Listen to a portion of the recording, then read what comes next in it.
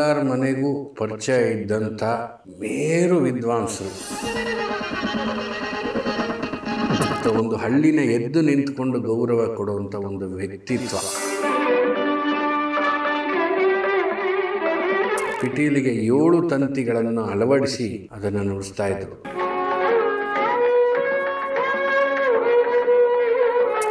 ಆ ಒಂದು ಸಂಗೀತದ ಪರಂಪರೆಯನ್ನು ಮುಂದುವರಿಸ್ಕೊಂಡು ಬರ್ತಾ ಇರೋರು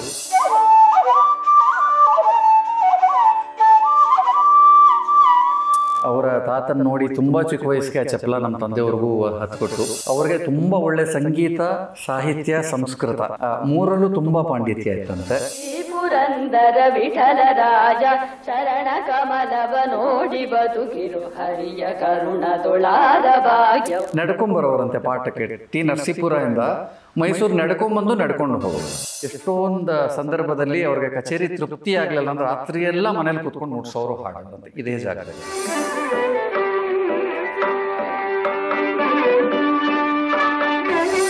ನಮಸ್ಕಾರ ವೀಕ್ಷಕರೇ, ಇವತ್ತು ಮೈಸೂರಲ್ಲಿದ್ದೀವಿ.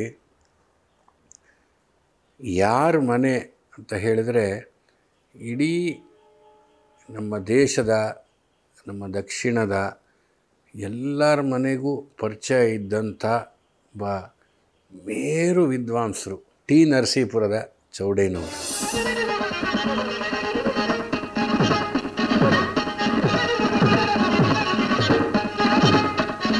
ಟಿ ಚೌಡಯ್ಯ ಅಂತಲೇ ಪ್ರಖ್ಯಾತಿಯವರು. ಸಂಗೀತ ಕಲಾರತ್ನ ಟಿ ಚೌಡಯ್ಯ ಅವರ ಮನೆಯಲ್ಲಿ ಇದ್ದೀವಿ.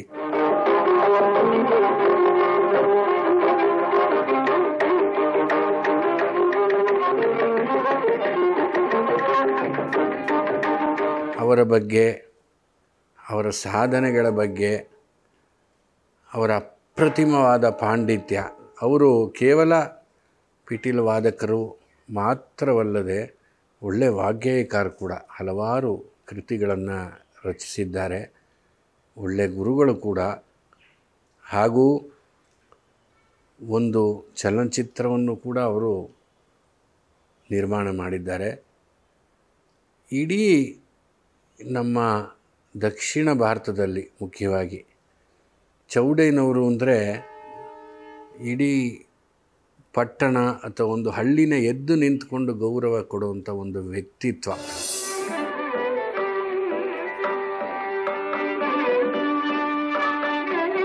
ಆಗಿನ ಕಾಲಕ್ಕೆ ಅವರು ಹುಟ್ಟಿದ್ದು 18ನೇ ಇಸ್ವಿ 1895 ಅದಾದ ನಂತರ ಅವರ ಗುರುಗಳು ಬಿಡಾರಂ ಕೃಷ್ಣಪ್ಪನವರು. ನಂತರದಲ್ಲಿ ಅವರ ವಾದನ ಪಿಟೀಲು. ಆಮೇಲೆ ಅವರು ಆ ಪಿಟೀಲಿನಲ್ಲಿ ಒಂದು ಆವಿಷ್ಕಾರ ಮಾಡಿ ಆಗಿನ ಕಾಲದಲ್ಲಿ ಈಗಿರುವಂತಹ ಒಂದು ಧ್ವನಿ ಅಂದರೆ ಮೈಕ್ ಸೌಂಡ್ ಸಿಸ್ಟಮ್ ಇಲ್ಲದೆ ಇದ್ದಿದ್ದರಿಂದ ಅಷ್ಟಾಗಿ ಹೆಚ್ಚಾಗಿ ಪಿಟೀಲ್ ಕೇಳೋದಿಲ್ವಲ್ಲ ಅನ್ನೋ ಒಂದು ಸಂದರ್ಭದಲ್ಲಿ ಪಿಟೀಲಿಗೆ 7 ತಂತಿಗಳನ್ನು ಅಳವಡಿಸಿ ಅದನ್ನು ನುಡಿಸ್ತಾಯಿದ್ರು. ಯಾವುದೇ ಆವಿಷ್ಕಾರವಾದರೂ ಮೊದಲಿಗೆ ಸ್ವಲ್ಪ ಅದರಲ್ಲಿ ಮಾತು ಬರೋದುಂಟು. ಅವ್ರ ಗುರುಗಳಿಗೆ ಸ್ವಲ್ಪ ಅನುಮಾನ ಇತ್ತಂತೆ. ಆದರೆ ನಂತರದಲ್ಲಿ ಅವ್ರಿಗೂ ಇಷ್ಟವಾಗಿ ಪಿಟೀಲ್ ಟಿ ಚೌಡಯ್ಯ ಅಂದರೆ ಆ 7 ತಂತಿ ಪಿಟೀಲಿನ ಝೇಂಕಾರನಾದ ನಮ್ಮ ಕಿವಿಗಳಲ್ಲಿ ಇದ್ದೇ ಇರುತ್ತೆ. ಬಹುಶಃ ಕರ್ನಾಟಕ ಸಂಗೀತವನ್ನು ಆರಾಧಿಸುವವರು ಅವರ ಹೆಸರನ್ನು ಕೇಳದೇ ಇರೋದಕ್ಕೆ ಸಾಧ್ಯನೇ ಇಲ್ಲ. ಇವತ್ತು ನಾವು ಅವ್ರ ಮನೇಲಿದ್ದೀವಿ. ಅವ್ರ ಮನೆಯನ್ನೆಲ್ಲ ತೋರಿಸ್ತೀವಿ. ಅವರು ಸಾಧನೆ ಮಾಡ್ತಿದ್ದಿದ್ದು ರೂಮ್ ಇದೆ. ಆ ಮನೆಯನ್ನು ಯಥಾವತ್ತಾಗಿ ಹಾಗೆ ಇಟ್ಕೊಂಡಿದ್ದಾರೆ.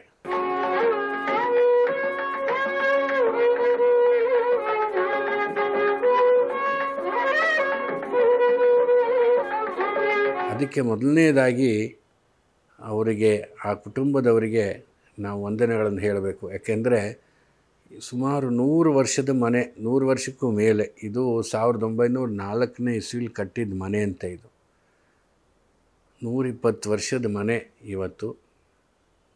ಆ ಒಂದು ಸಂಗೀತದ ಪರಂಪರೆಯನ್ನು ಮುಂದುವರಿಸ್ಕೊಂಡು ಬರ್ತಾ ಇರೋರು ಚೌಡಯ್ಯನವರ ಮಗನ ಮಗ ವಿದ್ವಾನ್ ಚಂದನ್ ಕುಮಾರ್ ಅವರು ನಮ್ಮ ಜೊತೆಯಲ್ಲಿದ್ದಾರೆ ಇವತ್ತು. ಅವರು ಅವರ ಮುತ್ತಾತನ ಬಗ್ಗೆ ಹಲವಾರು ವಿಷಯಗಳನ್ನು ಹೇಳೋದಲ್ಲದೆ ಚಂದನ್ ಕುಮಾರ್ ಕೂಡ ಖ್ಯಾತ ಕೊಳಲು ವಾದಕರು.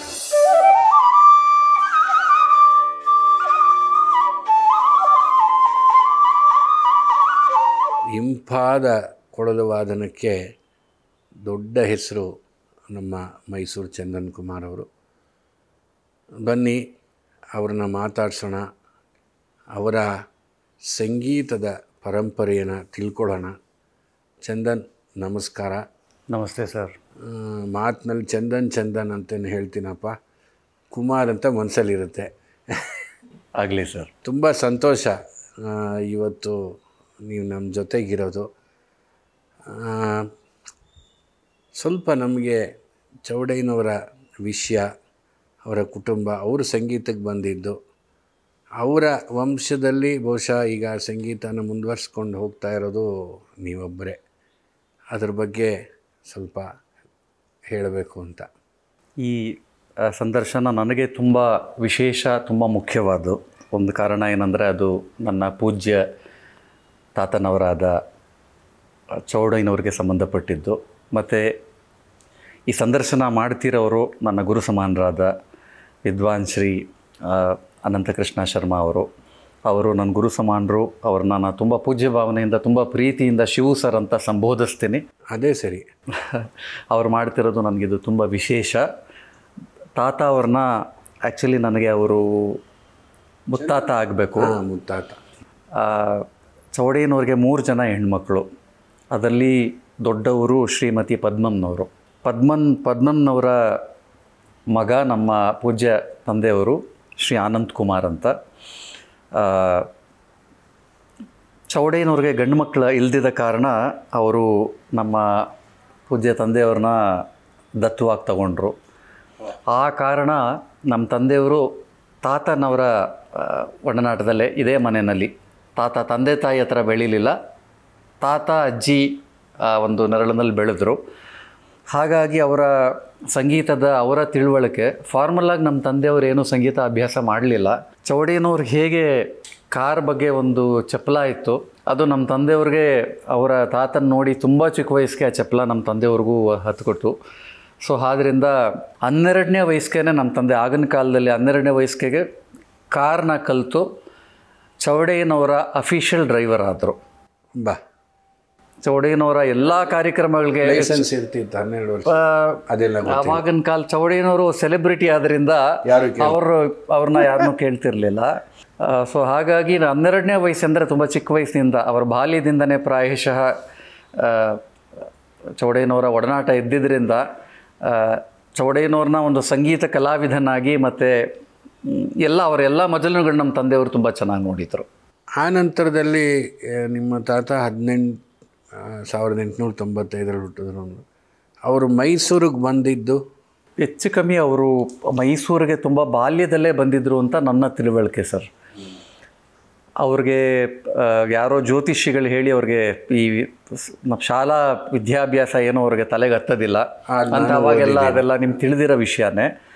ಪ್ರಾಯಶಃ ನನಗೆ ಎಷ್ಟು ಅಂತ ಅವರ ಸರಿಯಾದ ವಯಸ್ಸು ಎಷ್ಟು ಗೊತ್ತಿಲ್ಲ, ಬಟ್ ಅವರು ಒಳ್ಳೆ ಬಾಲ್ಯದಲ್ಲೇ ಮೈಸೂರಿಗೆ ಬಂದು ಪ್ರಕಾರ ಒಂದು 15 ವರ್ಷದೊಳಗಡೆ ಅದರೊಳಗೇನೆ ಮುಂಚೆ ಅವರಿಗೆ ಸಂಗೀತದ ಏನಾದರೂ ಬಾಲಪಾಠಗಳು ಅಲ್ಲಿ ನರಸೀಪುರದಲ್ಲಿ ಆಗಿತ್ತು ಅಂತ ಏನೋ ಓದಂಗಿತ್ತು. ಅವರ ಚೌಡಯ್ಯನವರ ಮಾತೃಶ್ರೀ ಆದ ಅವ್ರಿಗೆ ತುಂಬ ಒಳ್ಳೆ ಸುಂದರಮ್ನವರು, ಅವ್ರಿಗೆ ತುಂಬ ಒಳ್ಳೆ ಸಂಗೀತ, ಸಾಹಿತ್ಯ, ಸಂಸ್ಕೃತ ಮೂರಲ್ಲೂ ತುಂಬ ಪಾಂಡಿತ್ಯ ಆಯ್ತಂತೆ.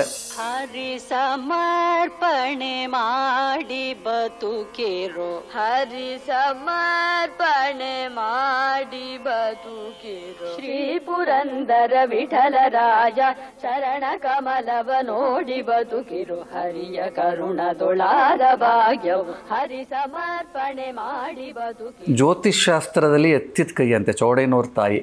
ಅವ್ರ ಊರವ್ರು ಎಲ್ಲ ಇರಬೇಕು. ಇವರು ಸಂಸ್ಕೃತ ಕನ್ನಡದಲ್ಲೆಲ್ಲ ಕೀರ್ತನೆಗಳನ್ನ ಸಂಸ್ಕೃತದಲ್ಲೇ ಮಾತಾಡೋರಂತೆ ಸುಂದರಮ್ನವರು. ಸೊ ಹಾಗಾಗಿ ಆ ಊರಿನಲ್ಲಿ ಸ್ವತಃ ಜ್ಯೋತಿಷಿಗಳೇ ಬಂದು ಇವ್ರನ್ನ ಡೌಟ್ ಕೇಳೋರಂತೆ. ಅಷ್ಟು ಒಂದು ಅವ್ರಿಗೆ ಹೇಗೆ ಜ್ಯೋತಿಷ್ಯ ವಿದ್ಯೆ ಬಂತು ಅಂತ ಗೊತ್ತಿಲ್ಲ. ಮಲೆಯಲ್ಲಿ ಅವ್ರು ಎಲ್ಲರ ಜಾತಕನೂ ಸಹ ಅವರೇ ಬರೆದಿದ್ರಂತೆ.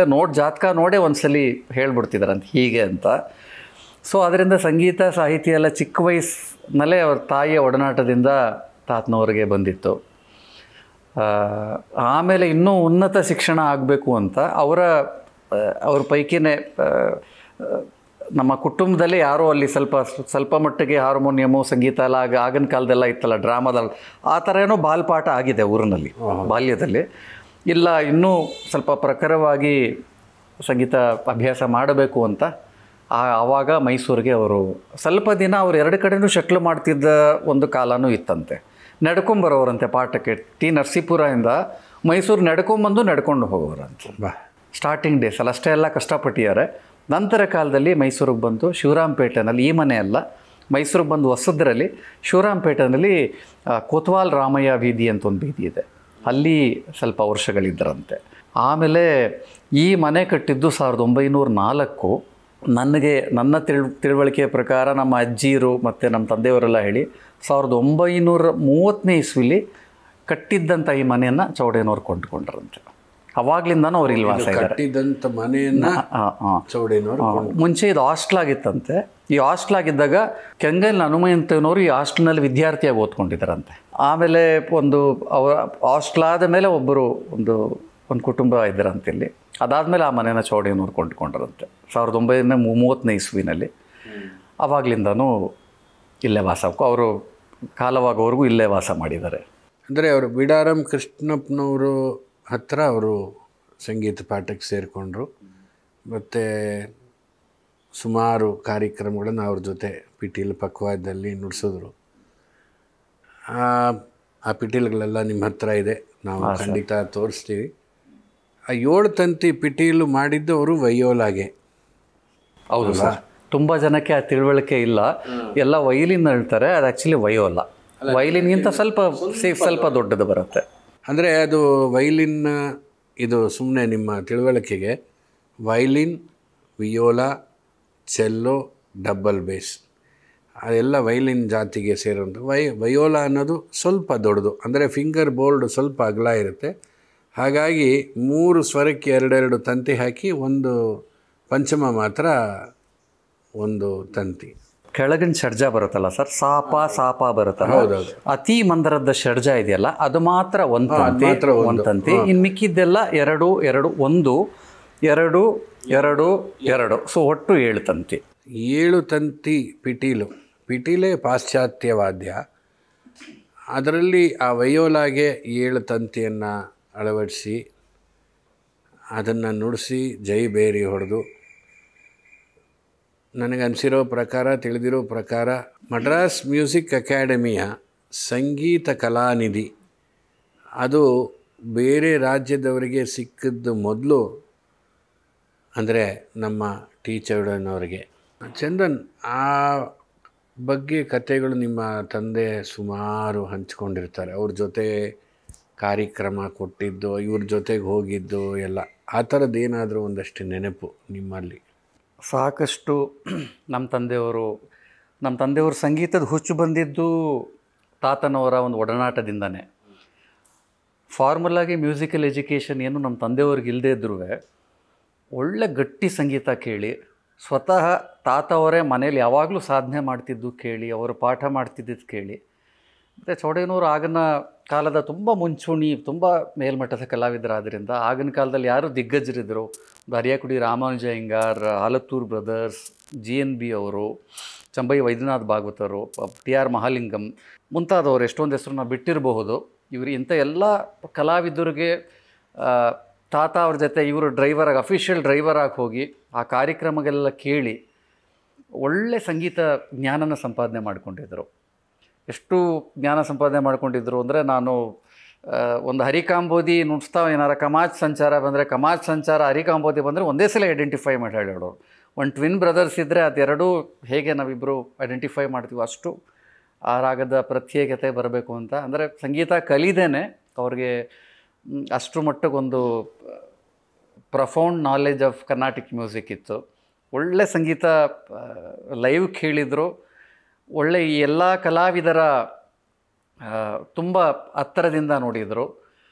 ಹತ್ತಿರದಿಂದ ನೋಡೋಕ್ಕೆ ಇನ್ನೊಂದು ಏನಂದರೆ, ಇದೇ ಮನೆಯಲ್ಲಿ ಸಾಕಷ್ಟು ಆಗಿನ ಕಾಲ ಇದ್ದಿದ್ದ ತುಂಬ ಜನ ಕಲಾವಿದರು ಸ್ವಲ್ಪ ಮಡಿವಂತಿಕೆಗಳೆಲ್ಲನೂ ಇಟ್ಕೊಂಡಿದ್ರು. ಸೊ ಇಲ್ಲೇ ಒಂದು ಔಟ್ ಹೌಸ್ ಇತ್ತು ನಮ್ಮ ಮನೆ ಹತ್ರ.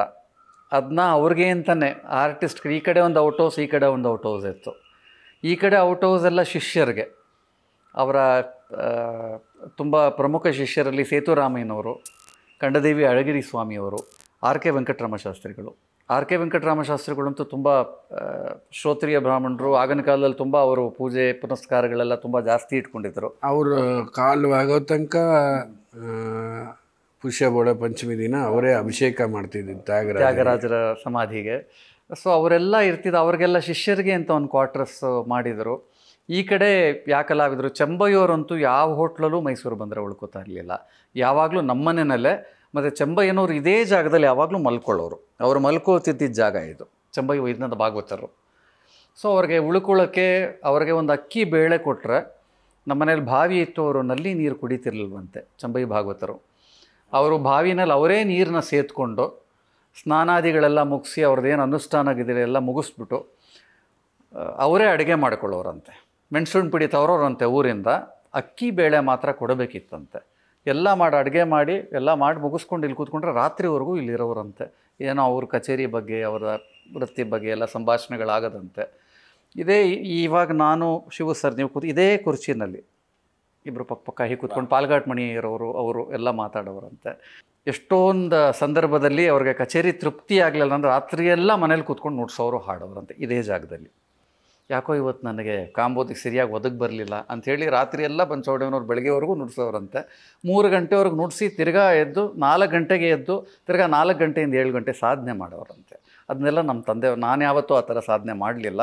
ನಮ್ಮ ತಂದೆ ಯಾವಾಗಲೂ ಬೈದು ನಂಗೆ ಹೇಳೋರು, ತಾತ ಈ ಸೆಲೆಬ್ರಿಟಿ ಆದಮೇಲೂ ಈ ಥರ ಒಂದು ಸಾಧನ ಇದಿಟ್ಕೊಂಡಿದ್ರು, ನೀನು ಯಾವಾಗಲೂ ಪ್ರಾಕ್ಟೀಸ್ ಮಾಡಿ. ನಂಗೆ ಇನ್ನೂ ಚೆನ್ನಾಗಿ ಜ್ಞಾಪಕ, ನಾನು M.Com ಪದವೀಧರ. ಅದು ಹೇಳಬಾರ್ದು, ಏನು ಸಂದರ್ಭಕ್ಕೆ ಹೇಳ್ತೀನಿ ಅಂದರೆ, ಅವಾಗೆಲ್ಲ ನಾನು ಕಲಿಕೆಯ ಕಾಲದಲ್ಲಿ ನಾನು ಹೈಸ್ಕೂಲ್ ಮಿಡಲ್ ಸ್ಕೂಲೆಲ್ಲ ಇದ್ದಿದ್ದ ಟೈಮ್ನಲ್ಲಿ ಎಕ್ಸಾಮ್ ಎಲ್ಲ ಬರ್ತಾ ರಾಮನವಮಿ ಕಚೇರಿ ಬರೋದು, ಮಿಡ್ ಟರ್ಮ್ ಎಕ್ಸಾಮ್ ಟೈಮ್ನಲ್ಲಿ ನವರಾತ್ರಿ ಕಚೇರಿ ಬರೋದು. ನವರಾತ್ರಿ ಸ್ವಲ್ಪ ಮೈಸೂರಲ್ಲಿ ವಿಶೇಷ.